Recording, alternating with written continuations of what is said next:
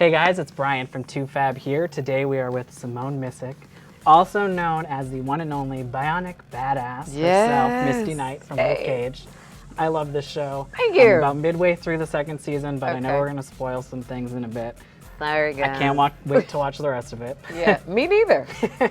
But you were there for it. I was there. But obviously this season, the big thing for your character, she does get that arm that everyone's been waiting for. Prosthetic, yeah. And at what point did you know that this was going to happen? Because, you know, they teased it maybe in season one. It didn't happen. They did. We saw the arm go in Defenders. But at what point did you get clued in? Probably at the end of Defenders. Okay. When, you know, once they chopped it off, you knew there was only one natural progression. I didn't know how quickly it was going to happen. Okay. Or how slowly, depending on your opinion. I didn't anticipate starting out the season as an amputee and then working our way into it.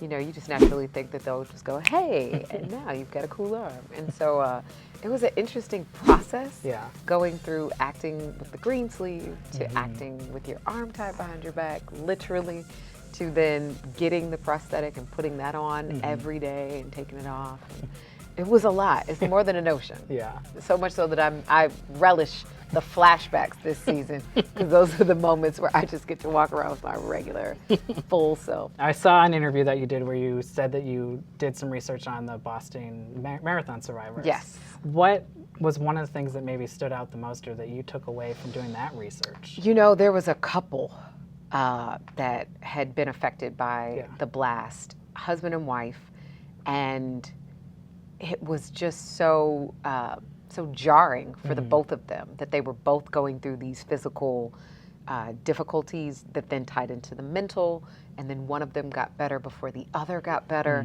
and the guilt that's associated with that. And so although Misty is going through this on her own, essentially, still being able to watch both of these people's journey dealing with the exact same incident, it really just stuck with me.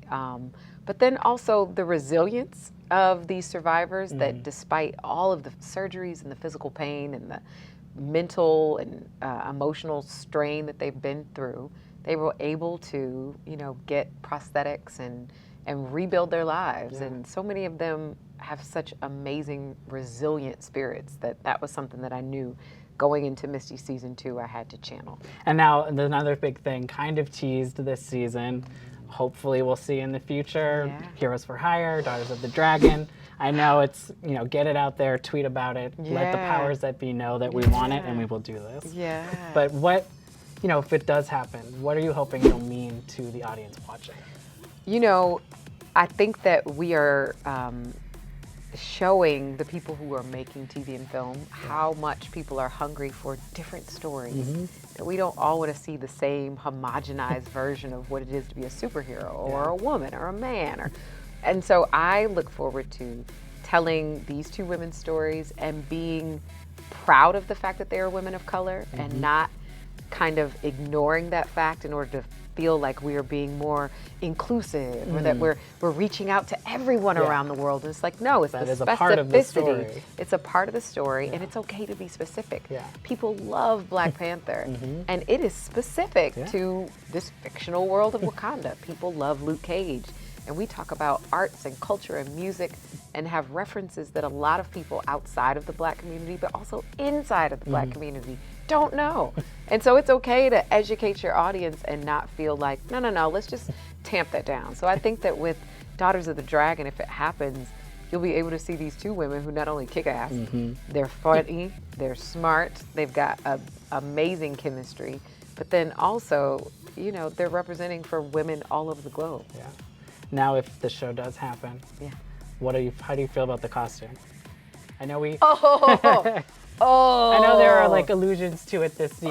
We've got to have my stunt double Janelle Stevens come in and put on that full. What is it? It's like bodysuit, latex. It's like full. I don't see that being something that Misty necessarily embraces. You know, the costumes were created by men. And they were, you know, created in a time where women's bodies were being celebrated for different reasons. And I feel like, you know, going into it, I think similarly to the way that they handled Luke Cage season 1, where they, they did the homage to the tiara with the yellow and the chain tied around his waist, and it was a moment. I think Misty and Colleen could be at a costume party just making fun of each other, and then you get back to the real.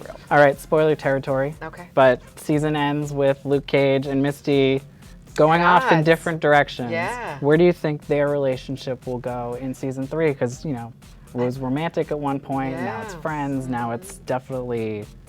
We're at odds. Yeah. I think that it'll really be tested. I'm curious to see how we handle it. I think that season 1 felt so rigid. Misty was she had tunnel vision. It was like, you're not the right one. I know what's best for Harlem. Get out of the way. And season 2, through near-death experiences, they were able to form this bond and this friendship that I think the audience loves to see. Yeah. There's a part of me that is going to miss that part of Luke and Misty, but it can't exist when he is trying to essentially run Harlem from an organized crime spot. Yeah. And she is, following the letter of the law. So I don't know where it's going to be, but I think that all of the past relationship issues and experiences that they've had will definitely tie into that because they know each other intimately. What do you think Misty and the rest of the Luke Cage cast would think of Wakanda? And do you think there's a Wakanda center in Harlem? Ooh, there needs to be. There should absolutely be a Wakanda center in Harlem and in Brooklyn and every other, borough in New York City, and take one over to Detroit where I'm from and Chicago. And, I think that Misty would be skeptical. She would see T'Challa and be like, okay, sure, you're Black Panther, because she just doesn't believe anything in anybody.